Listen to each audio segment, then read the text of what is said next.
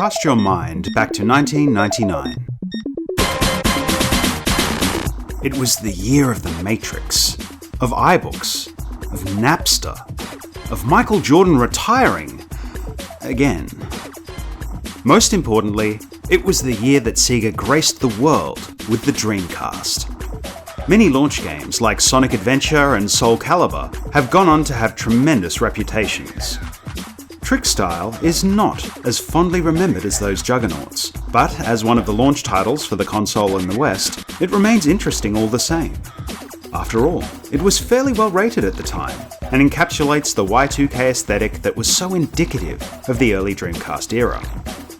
It also received a PC port, which has since seen re-releases on modern distribution platforms like Steam and Good Old Games. And yet, there simply isn't much discussion about the game. So, it begs the question, what happened to Trickstyle?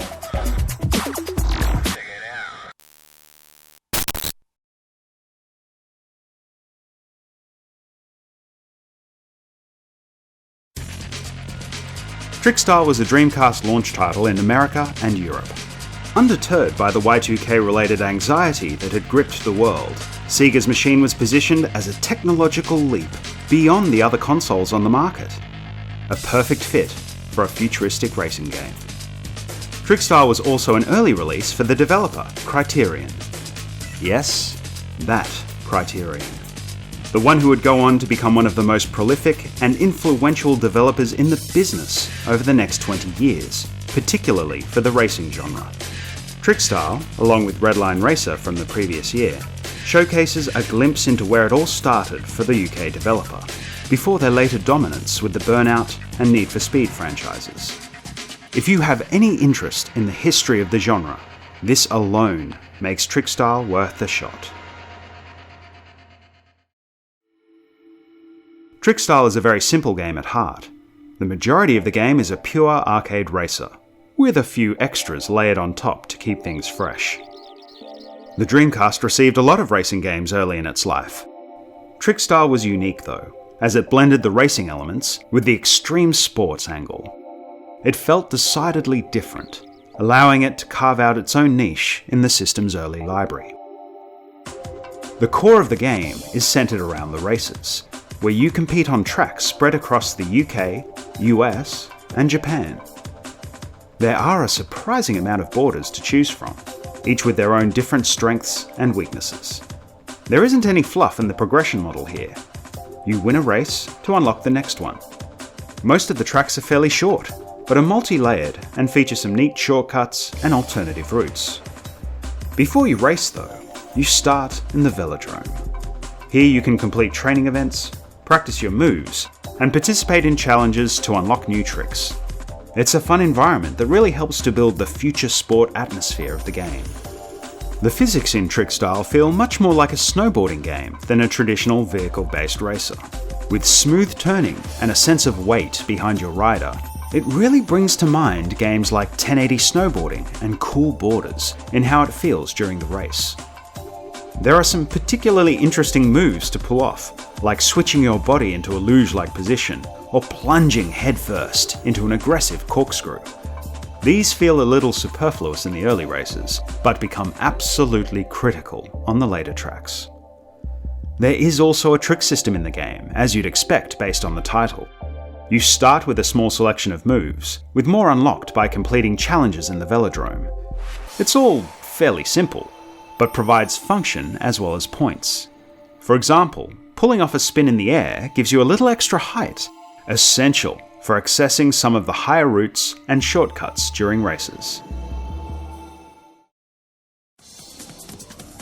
Trickstyle is an absolutely gorgeous game. The detailed character models, the fluid animation, the smoothness of the frame rate. Everything really showed off how far ahead the Dreamcast and PC hardware of the day was when compared with older systems like the PlayStation. It certainly felt like an arcade experience at home, which was exactly what Sega had promised with their new console. One particularly impressive aspect of the game was the lighting.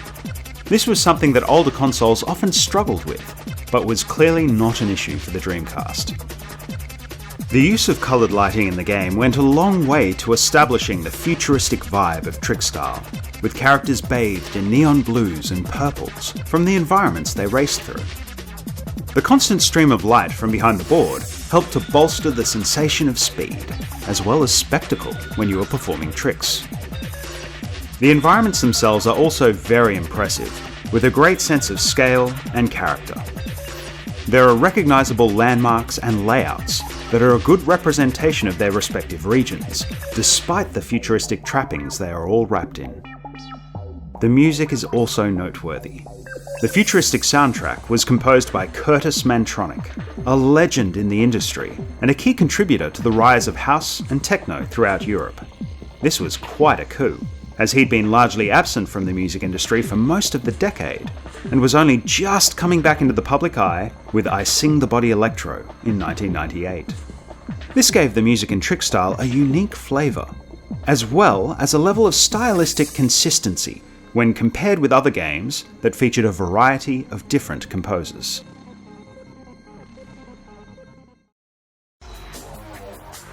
Reviewers were broadly positive in their response to Trickstyle on release, particularly the Dreamcast version. There was universal acclaim for the game's graphics, which were widely agreed to be some of the best around for a home console. The PC version, despite a more muted overall response, also received praise for its visuals. Reviewers were more divided on the OST, though reading between the lines demonstrated that this was more often down to the reviewers' taste in music, rather than a lack of quality in the composition. A more common issue with the game was its lack of depth. Whilst there was a respectable amount of tracks for an arcade-style racer, there simply wasn't a lot of playtime involved with the game. This was extended a bit with the two-player mode, but the game still felt relatively thin compared to others in the genre. There were also some odd elements to the game, like the awkward method of connecting to the luge lines, or the slightly dodgy hit detection that could cause you to fall over or bounce unexpectedly into the air. Finally, the trick system was okay compared to older games, but not revolutionary. Whilst there was more to do in the velodrome during the trick-focused events, it felt like usable moves during races were fairly limited in comparison, both in scope and variety. This wouldn't have been such a big deal, except for one thing.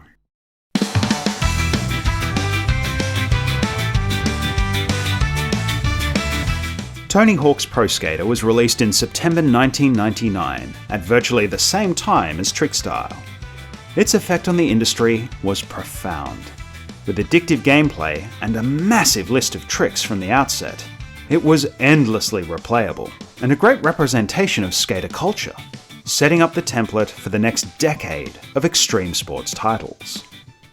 Unfortunately, this came at Trickstyle's expense, to a degree. It was a different genre, with very different presentation, but the overlap in audience was undeniable. Trickstyle's relatively primitive trick system was made obvious when compared with the Birdman's first outing. A frustrating bit of bad timing for Criterion. Overall, Trickstyle was a typical decent launch game. Looked great, fun to play for a short period of time, but relatively thin on content and replayability.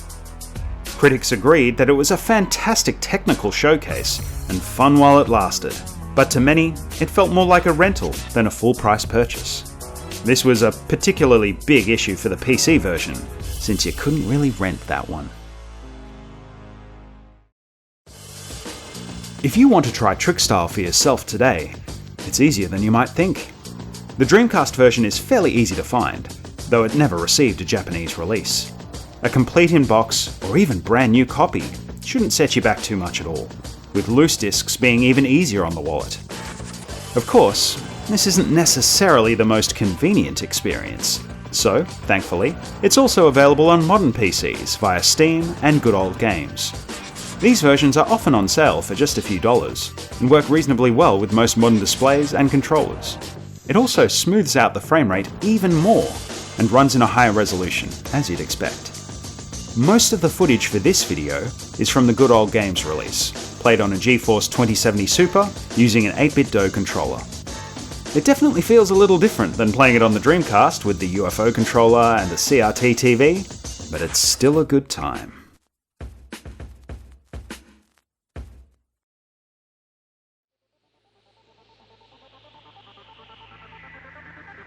So, let's come back to the original question. What happened to Trickstar? Well, it was the typical launch game. Flashy, good looking, but a little thin on features. This isn't a big deal though, and the underlying game is still fun to play today. In my opinion, the biggest issue was timing. It was released on a console right at the start of Sega's attempt at their redemption run, and into the same release window as Tony Hawk's Pro Skater, as Eurogamer also mused when revisiting Dreamcast cult classics. It's disappointing that we never received a direct sequel, though Criterion did at least release a spiritual sequel called Airblade for the PlayStation 2 a couple of years later. If you enjoy futuristic racing games, but missed out on Trickstar back in the day, it is well worth a revisit. For just a couple of dollars, you can have yourself a few hours of high-octane racing action, steeped in Y2K colours and with one of the coolest soundtracks of the generation. Not a bad way to spend an afternoon.